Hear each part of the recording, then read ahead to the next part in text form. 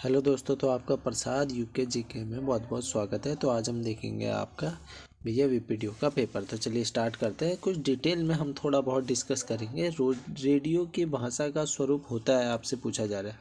अब रेडियो क्या होता है भैया? रेडियो आपकी सुनने वाली चीज़ है, ठीक है। तो इसमें लिखा है दृश्य रूप। क्या इसको हम देखते हैं भैया? ठीक है, नहीं तो ये हमारे कट हो जाएगा। ठीक है, दृश्य और श्रव्य रूप। देखो, दृश्य का मतलब होता है देखना, श्रव्य का मतलब होता है हमारा भैया सुनने योग्य। यानी क्या यह देखने और सुनने वाली चीज़ है? आप कहेंगे नहीं भैया, तो हमारा बी ऑप्शन भी कट हो गया। मूक का अर्थ होता है भैया गूंगा, यानी जो कुछ भी बोल नहीं रहा हो या बोल नहीं सकता हो उसे हम मूक कह देंगे। अश्रव्य का मतलब हो गया भैया, श्रव्य का मतलब हो गया सुनने योग्य, अश्रव्य का मतलब हो गया ना सुनने योग्य। तो भैया गूंगा और सुनने योग्य है क्या? ये चीज़ नहीं है। बचा क्या? Option number D. तो ऑप्शन नंबर डी हमारा बिल्कुल ही सही हो जाता है, श्रव्य यानी भैया सुनने योग्य। ठीक है, सुनने योग्य। चलिए, अब कुछ बातें मैं आपको बता दूं, उससे पहले आप मुझे कमेंट बॉक्स में बताएंगे भैया रेडियो के आविष्कारक कौन थे। ठीक है, किन्होंने किया था भैया रेडियो का आविष्कार? उससे पहले आप ये बात जान लो कि भारत में जो रेडियो का प्रसारण है ना, वो हुआ था आपका 1927 में। ठीक है ना, रेडियो प्रसारण की जो शुरुआत है, ठीक है ना, वो 1900 भैया हुई थी 1927 में। फिर ठीक 10 साल बाद आ जाओ। 10 साल बाद क्या होता है भैया? 1937 में इसका नाम जो रख दिया जाता है वो रख दिया जाता है AIR। अब AIR है क्या? यानी यह है आपका ऑल इंडिया रेडियो। ठीक है, फिर आ जाओ 20 साल बाद, और 20 साल बाद यानी 1957 में आ जाओ भैया। 1957 में क्या हुआ था? इसका नाम बदल के आकाशवाणी रख दिया था। क्या रख दिया था? आकाशवाणी रख दिया था। ठीक है, यहाँ से एग्जामिनर आपसे क्वेश्चन पूछ सकता है, तो आप इतनी चीज़ें भी याद रखें आगे की ओर। फिर देखो, जो हमारा दूसरा प्रश्न हमसे कह रहा है ना, इसमें आपको कुछ चीज़ें दे रखी हैं। ठीक है, जैसे धारावाहिक हो गया, संपादकीय हो गया। तो अगर आपको इनका मतलब पता है ना, तो आपको कुछ ज़्यादा परेशानी नहीं होती। देखो, धारावाहिक का मतलब होता है क्या? धारावाहिक को हम इंग्लिश में कहते हैं सीरियल। आप सभी को पता है जो सीरियल है वो काफ़ी लंबे चलते हैं। जैसे ले लो दिया और बाती का उदाहरण ले लो, कितने एपिसोड? 900 एपिसोड से ज़्यादा होंगे, क्या पता। ठीक है, और कोई धारावाहिक जैसे आपका हम लोग आता था DD1 में, ठीक है ना, तो DD1 के धारावाहिक ले लो जो काफ़ी लंबे चलते थे भैया। सीधी सी बात यहाँ पे ये निकल के आती कि धारावाहिक जो है वो लंबे चलते हैं। ठीक है ना, तो इसमें हमारा सही था आपका पहले का घौ। क्योंकि पहले के घौ में क्या है आपका भैया? किसी लंबी सामग्री को निर्धारित समय पर प्रकाशित करना। ठीक है ना, चलो पहले का घौ हो गया। धारावाहिक का मतलब आप समझ गए थे। संपादकीय होता क्या है? आप सभी को पता होगा। संपादक की क्या होता है? वह अपनी एक टिप्पणी देता है। ठीक है, संपादकीय टिप्पणी देता है, सीधी सी बात ये याद में रख लेना। अब देखो, जैसे अगर मैं बात करूं किसी भी महत्वपूर्ण घटना कह लो, या सरकार का कोई फैसला कह लो, या कोई सामाजिक समस्या है, ठीक है, उस पर जो टिप्पणी दी जाएगी उसे हम कह देंगे कि ये भैया संपादकीय है। ठीक है ना, अब यहाँ पे कुछ समझना, कुछ चीज़ मैं आपको बता दूं जिससे आपको थोड़ा बहुत नॉलेज और बढ़े समाचार पत्र के बारे में। ठीक है, अगर मैं समाचार की बात करूं तो होते क्या है? जहाँ पे भैया घटनाओं या स्थितियाँ, ठीक है, जो घटना या स्थितियों की जानकारी हम देते हैं वो भी तथ्यों के साथ देते हैं, उसी को हम समाचार कह देते हैं। और वहीं पे कंपैरिजन किया जाए समाचार और संपादकीय का, तो इसमें हम तथ्यों के साथ जानकारी देते हैं। और इस संपादकीय में हम क्या करते हैं भैया? जो संपादक होगा वो क्या करेगा? अपने जो भी उनके विचार चल रहे हैं माइंड में, ठीक है, उनको भैया टिप्पणी के माध्यम से पेश कर देगा। जैसे मान लो सरकार की कोई नीति आई, अब जो संपादक है उसे वो पसंद नहीं आती है, या उसमें उसको कोई लूप होल लगता है, तो वो क्या कहेगा? भैया जो सरकार की नीति है वो ऐसी ऐसी है। ठीक है, यानी वो अपनी भैया टिप्पणी पेश कर रहा है। ठीक है, सरकार के फैसले पे अपनी टिप्पणी पेश कर रहा है, अपने विचारात्मक टिप्पणी दे रहा है उसके विचारों में जो चल रहा है। ठीक है, उसमें हमारा क्या सही होना था?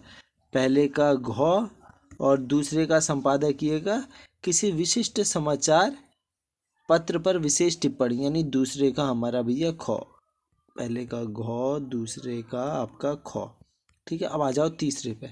आलेख क्या होता है? आलेख को आप सीधा सा समझ लेना कि जो आलेख होता है ना, जब भी कोई वार्ता अखबार या पत्रिका में प्रकाशित होगी उसी को आलेख कह देंगे।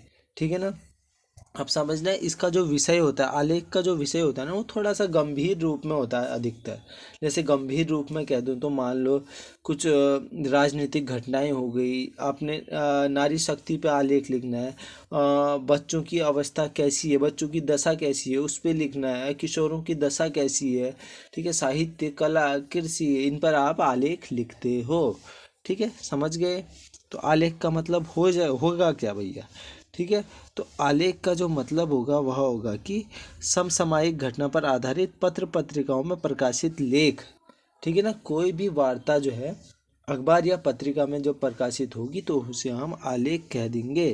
तो इसमें हमारा तीसरे का हो जाता है क। बचा क्या भैया? अब जो बचा उसका आंसर वही होगा, लेकिन फीचर का मतलब आप समझ लो कि होता क्या है। तो देखो, जो फीचर होगा, तो फीचर का मतलब होता है मनोरंजन के साथ सूचना देने के उद्देश्य से लिखा जाता है, जो फीचर होता है। ठीक है, मनोरंजन के साथ जब आप सूचना देते हो तो उसी को हम फीचर कह देते हैं। ठीक है ना। तो इसमें हमारा हो जाएगा भैया आपका चौथे का गौ। ठीक है, समझ गए। तो इसमें जो सही आंसर की तरफ हम जाते वो जाते भैया आपका ऑप्शन नंबर ए, इसमें हमारा सही हो जाता। चलिए आगे की ओर बढ़ते हैं फिर। और गढ़वाली शब्द उडियार के संबंध में निम्नलिखित में से कौन सा तथ्य उपयुक्त है? तो भैया ये आपका फसल और अनाज से संबंधित था। अनाज उधार मांगकर अनाज के बदले दिया जाता था, तो इसमें हमारा ऑप्शन नंबर सी सही था। ठीक है ना। तो निम्नलिखित में से सही युग्म छांटिए। अंतःस्थय व्यंजन आपका लॉ लिखा है। क्या आप कह सकते हो कि अंतःस्थय व्यंजन जो होता है वो आपका लॉ ही होता है? तो आपके माइंड में आएगा जी सर ये तो लॉ ही होता है। कैसे होता है भैया? आपका अंतःस्थय व्यंजन जो होते हैं ना वो होते हैं आपके य, र, लॉ। चलिए थोड़ा छोटे में लिख दूं जिससे प्रश्न भी दिख जाए। ठीक है, य, र, ल और व, ये चार होते हैं आपके। ठीक है, अब इसमें ऊष्म व्यंजन लिखा है। अब ऊष्म क्या होते हैं भैया? जिन्हें बोलने में ऊष्मा निकलती है, गर्म हवा निकलती है। श, श, श और ह। ठीक है ना, यानी ये हमारा गलत हो गया। आगत स्वर क्या होते हैं? अभी मैं आपको बताऊंगा, बच्चे कंफ्यूज कहाँ पे करते हैं। आगत स्वर क्या होते हैं? जो भैया बाहर से आए रहते हैं। आगत यानी बाहर से आए हुए, यानी विदेश से आए हुए हैं। जैसे मान लो आपने कॉल लिख दिया, अब ये तो यहीं का है, अगर इसके नीचे मैं नुक्ता लगा दूं, नुक्ता क्या होता है? तल बिंदु होता है। ठीक है, तल बिंदु लगा दूं तो ये क्या हो जाएगा? अरबी फारसी भाषा का शब्द हो जाएगा। ठीक है, तो ये क्या है आपका भैया? एक आपका आगत स्वर है। ठीक है, और कॉफ़ी वाला ये का हो गया आपका, ये आगत स्वर है। और कौ के नीचे नुक्ता लगा दूं, औ के नीचे नुक्ता लगा दूं तो ये अरबी फारसी यानी ये आगत स्वर है। संयुक्त व्यंजन, संयुक्त व्यंजन अभी बात करते हैं संयुक्त व्यंजन की। उससे पहले मैं आपको एक चीज़ बता दूं जिसमें कन्फ्यूजन होता है। एग्जामिनर क्या करेगा ना, वो दे देगा भैया ऊष्म संघर्षी व्यंजन बताओ। ठीक है ना, आपने सिर्फ ऊष्म देखना है, ऊष्म संघर्षी व्यंजन बताओ। कई बार बच्चे ऊष्म संघर्षी देखते हैं और जल्दीबाजी में लगा देते हैं स्पर्श संघर्षी व्यंजन में, स्पर्श संघर्षी व्यंजन। तो इसमें कंफ्यूज नहीं करना है। ठीक है, ऊष्म संघर्षी व्यंजन यानी भैया ऊष्म व्यंजन की बात हो रही है जिसमें आ जाता है आपका श, श और ह। स्पर्श संघर्षी व्यंजन में चौ छ आता है। ठीक है, संघर्षी करके कभी कभी जल्दीबाजी में जो है गलत टिक लग जाता है। अब देखो संयुक्त व्यंजन क्या है? क होता है भैया? नहीं होता है, यानी ये तीन ऑप्शन हमारे गलत हैं, ये हमारा सही है। तो संयुक्त व्यंजन होता क्या है भैया? वो होता है आपका छ क्षेत्र वाला। ठीक है, छ, त्र, ज्ञ और श्र श्रीमान वाला। ठीक है, तो देखो श्र, चलिए अब देखो जो छ है आपका, ये कैसे बनता है आपका? क और सौ से, क के नीचे हलंत प्लस सौ से बनेगा आपका। ठीक है, श। अब त्र जो है वो त्र कैसे बनेगा आपका? तौ प्लस रौ से बनेगा आपका त्र। ज्ञ जो बनता है आपका वो ज्ञ किससे बनता है और श्र किससे बनता है, ये आप मुझे कमेंट बॉक्स में बताएंगे। ठीक है ना।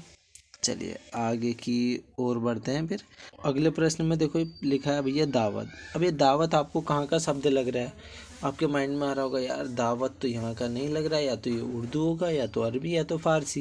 तो देखो ये आपका एक उर्दू शब्द है और उर्दू की जो लिपि है वो फ़ारसी। अगर फ़ारसी भी आएगा तो आप इसमें सही लगा देना, ठीक है। तो दावत अगर बाहर का शब्द है तो आप कहेंगे भैया ये आपका आगत शब्द है, बाहर से आया हुआ आगत। अब थैला हो गया, ये हमारा अपना शब्द है भैया, हमारे देश में उत्पन्न, ठीक है। थैला हो गया और आपका लोटा हो गया और आपका कंटर हो गया, ठीक है। पंकज, पंकज क्या है भैया? पंकज का अर्थ होता है कमल, ठीक है। ये एक आपका रूढ़ योग रूढ़ शब्द है, तो आपका योग रूढ़ हो जाएगा क्योंकि इसमें हमारा एक तीसरा ही अर्थ निकल रहा है, ठीक है। जो दे रखा है उससे हमारा तीसरा अर्थ निकलता है। तहसीलदार, तहसीलदार में बच्चे कंफ्यूज करेंगे तो देखो इसमें तहसील, तहसील आपका जो शब्द है ये एक अरबी शब्द है, ठीक है। प्लस दार, दार जो है ये एक आपका फारसी शब्द है, ठीक है। फारसी शब्द है दार और इसका मतलब होता है निवास, जहाँ कोई व्यक्ति रह रहा हो उसी को हम दार कह देते हैं, ठीक है। तो तहसीलदार एक आपका संकर शब्द है, यानी ऑप्शन नंबर ए सही हो जाता। अगर आपको ये तीन भी पता थे तो आपका काम बन जाता, ठीक है। आगे की ओर अगला प्रश्न, इसमें जो हमारा सही होगा वो ऑप्शन ए सही होगा, ठीक है। आगे की ओर निम्नलिखित शब्द युग्मों को छांटिए, ठीक है। आपने छांटना है भैया, विलोम नहीं है, नहीं है पूछा गया, पक्ष विपक्ष होता है। आस पास देख लिया आपने, इस आस का मतलब ये मतलब होता है आशा, ठीक है। इस आस का मतलब होता है आशा, यानी आशा का विलोम क्या होगा भैया? जहाँ आशा है वहाँ निराशा भी है भैया, ठीक है। विलोम निराशा। पास का मतलब क्या होगा? विलोम क्या होगा? इसका मतलब होगा भैया दूर, ठीक है। पास का दूर हो जाएगा। अब इसमें एक शब्द लिखा है दृष्ट, ठीक है। तो इस दृष्ट का आपको समझ लेना कि इस दृष्ट का अर्थ होता है लज्जा रहित, जिसे भैया लज्जा नहीं आती है लज्जा रहित कह लो, ठीक है ना। यानी नम्र का उल्टा है लज्जा रहित, यानी धृष्ट, ठीक है। अगर इसकी जगह विनम्र दे दिया जाता विनम्र और धृष्ट तो भी हमारा सही होता, ठीक है। विनम्र का मतलब क्या होता है भैया? नम्र और विनम्र का मतलब, ठीक है ना। सिमिलर लगते हैं आपको ये। आगे की ओर अब देखो अगला जो प्रश्न है पहाड़ी है ये तो भैया आखन है आंसू ऊनी, घुटन है जे क्यों ऊनी, यानी भैया आँख से आंसू आते हैं, ठीक है। घुटने से थोड़ी जो आते हैं आंसू, तो इसका जो मतलब होता है ये होता क्या है यहाँ पे, ठीक है। आपसे सीधा मतलब नहीं पूछा जा रहा है, ये तो इसकी एक मैंने हल्की सी व्याख्या कर दी कि हाँ इसका मतलब भी होता है। इसका जो तात्पर्य निकलता है वो निकलता है कि हाँ भैया अगर आप मान लो रो रहे हो, ठीक है, रो रहे हो या आपको परेशानी है तो आपका जो आपके पास आएगा ना सहानुभूति, जिसकी एक जेन्युइन सहानुभूति होगी वो किसी अपने की होगी, ठीक है। इसीलिए आँख से आंसू आते हैं, घुटने से थोड़ी आते हैं। अगर कोई बाहर वाला होगा वो तो कहेगा परेशानी आ रही है, वो तो हंस के चल देगा भैया, ठीक है। यानी भैया अपने को यानी आत्मजन्य को ही सहानुभूति होती है, दूसरों को नहीं होती है, ठीक है। तो इसका ये अर्थ आपका निकल रहा था। आगे की ओर निम्नलिखित में से कौन सा कथन असत्य है? छिटाण, भैया बारिश छिटाण है यानी बूंदाबांदी हो रही है, सही है। बर्ख का अर्थ वृष्टि होता है, बारिश होता ही है। झड़ का अर्थ भैया झड़ लग गया पकौड़ी बनाओ, ठीक है। तो आपका ऑप्शन नंबर सी भी सही है। गलत ये है भैया, छिटाण का अर्थ तो ऊपर सही हो गया, तो ये छिटाण का अर्थ अतिवृष्टि हो ही नहीं सकता, ठीक है। तो ऑप्शन नंबर डी इसमें हमारा सही है। आगे की ओर ये बथुआ, ये बेथुआ की बात चल रही है। बथुआ, भंटा, सेमी, सेमी से आपको पता चल गया आपने सेमी की सब्जी खाई है यानी बीन्स, तो ऑप्शन नंबर बी इसमें हमारा सही हो जाता वनस्पति। हे खग मृग हे मधुगर श्रेणी, हे खग मृग यानी हे खग का मतलब देखो खग आपका संस्कृत का है और इसका जो मतलब होता है ना वह होता है आपका खग यानी पंछी, ठीक है। पंछी कह लो या पक्षी कह लो, ठीक है, आपकी मर्जी है भैया, आप जैसे सहूलियत रखते हो। और मृग का मतलब क्या होता है? मृग का मतलब होता है हिरण, ठीक है। और मधुकर का मतलब क्या होता है? मधु माने आप सभी को पता है शहद से आप लेके जाओगे। श्रेणी यानी समूह, ठीक है। तो यहाँ पे बात हो रही है भंवरों का समूह, भंवरों का समूह। तो अगर आप इसका अर्थ निकालोगे तो क्या होगा? हे खग मृग हे मधुकर श्रेणी, यानी हे खग हे पक्षियों और हे वन के मृग, हे मृग माने हिरण, हे हिरण वन के हिरण, और हे मधुकर श्रेणी यानी हे भंवरों के समूह, पूरा जोड़ो तो हे पक्षियों, हे वन के मृग, और हे भंवरों के समूह, तुम देखी सीता मृग नैनी, क्या तुम में से किसी ने मृग जैसी नैनों वाली सीता को देखा है। यानी श्री राम जी यहाँ पे बात कर रहे हैं ऐसे। ठीक है, अब यहाँ पे हो क्या रहा है, एक बार अच्छे से सोचना हो क्या रहा है। आप सभी को पता है एक अलंकार होता है मानवीकरण अलंकार। इसमें होता क्या है, प्रकृति के माध्यम से मानवीय भावों का हम वर्णन करते हैं भैया, प्रकृति के माध्यम से।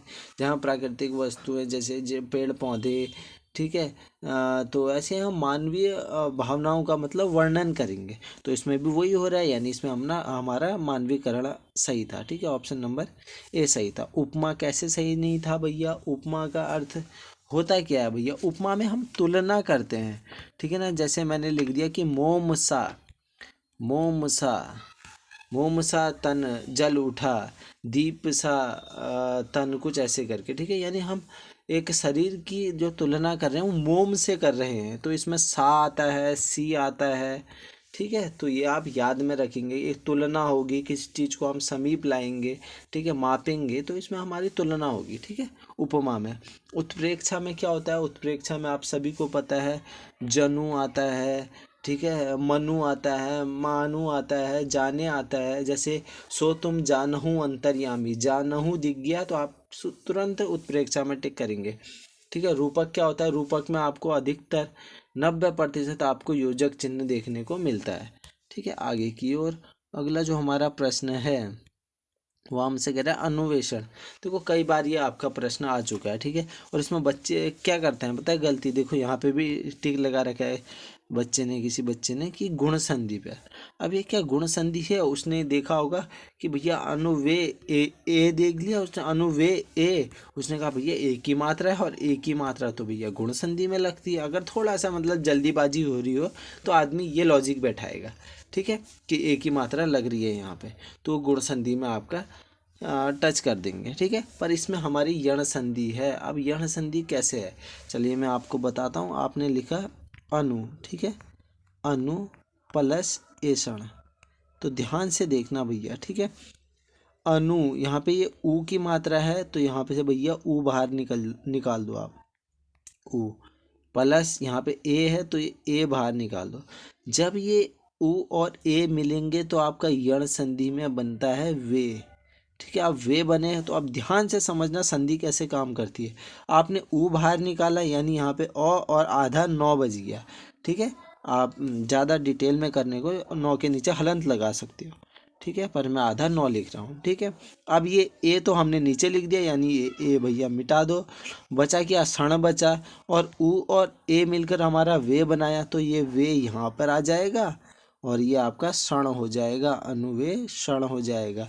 समझ गए कैसे हुआ अन्वेषण, इसीलिए यहाँ पे आपकी यण संधि हमें देखने को मिलती है। ठीक है ना, समझ गए। और यण संधि का अगर मैं एक शॉर्ट फॉर्म बताऊँ तो इसमें ना एक ट्रिक बता दे रहा हूँ, कभी अगर जल्दीबाजी हो तो इसमें हमें कुछ ना कुछ आधा देखने को मिलेगा बीच में। ठीक है ना, आधा, लास्ट वास्ट में आधा नहीं, मतलब ऐसे बीच में। चलिए, और अयादि संधि में क्या आता है, अयादि संधि में भैया, अयादि संधि आपने एक फेमस उदाहरण में देता हूँ अयादि संधि का, पवन और नयन। चलिए आप मुझे कमेंट बॉक्स में पवन का संधि विच्छेद करके बताइए। ठीक है, और इसमें हमारा आता क्या है, पवन, अन आ गया, देखो लास्ट में अन आता है, अय आता है, आय आता है, अव आता है, आव आता है आपका अयादि संधि में। ठीक है, और इसमें लिखा है भैया आपका गुण संधि। गुण संधि में आपको क्या देखने को मिलता है भैया, ए की मात्रा, ओ की मात्रा। इसका फेमस उदाहरण मैं आपको बता दूं, और एक अर की मात्रा भी आपको देखने को मिलती है।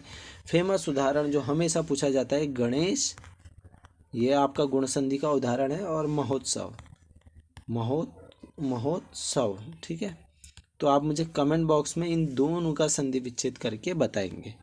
आगे की ओर, जय की ज्वैना वी क्वेना।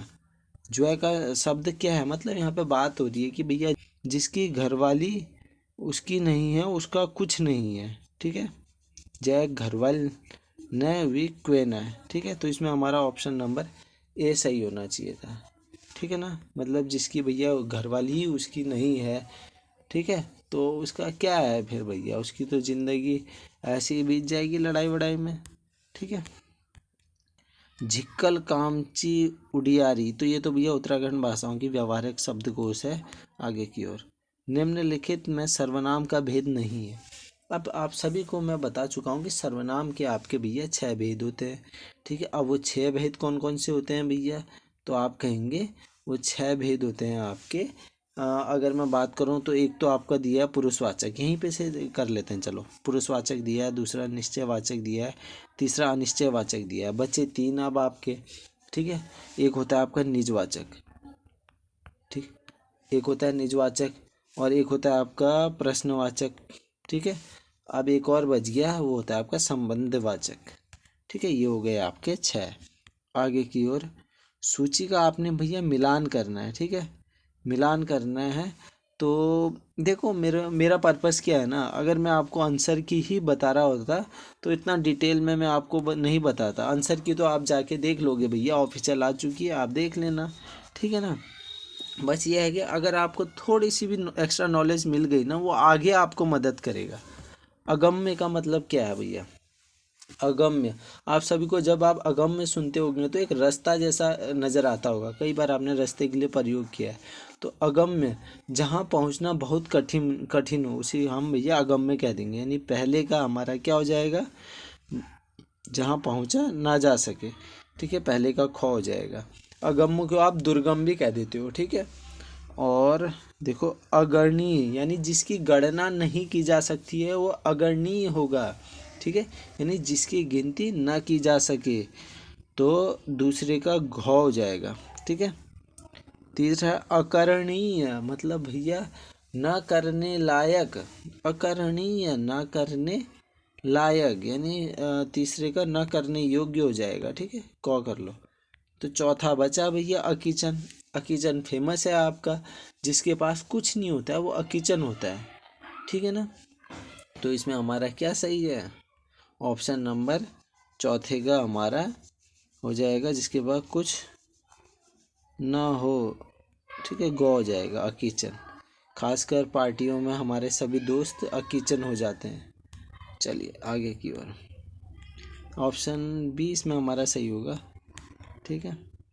अब देखो 19वां प्रश्न तो आप मुझे बताओगे, मैं इसमें कुछ आपको बता दे रहा हूँ। अरबी फारसी आप सभी को पता है, ठीक है, पश्तो और अरबी भी पता है। कैथी और महाजनी, जो कैथी भाषा है ना, वो आपकी उत्तर भारत में बोली जाती थी, प्राचीन मध्यकालीन भारत से, ठीक है, प्राचीन मध्यकालीन भारत में भी, और आपके उत्तर पश्चिम साइड बोली जाती थी। बंगाल हो गया, आपका महाराष्ट्र वाली साइड भी। महाजनी तो अधिकतर लोग मारवाड़ी लोग पहले के ज़माने में ज़्यादातर यूज करते थे, तो आप ये मुझे कमेंट बॉक्स में बताएंगे, ठीक है। और पराई वस्तु के लिए दिखावे में कष्ट, इसका आपका, चलिए ये भी आप कमेंट बॉक्स में बताएंगे, ठीक है ना। चलिए आशा करता हूँ इससे आपको ज्ञान मिला होगा। धन्यवाद।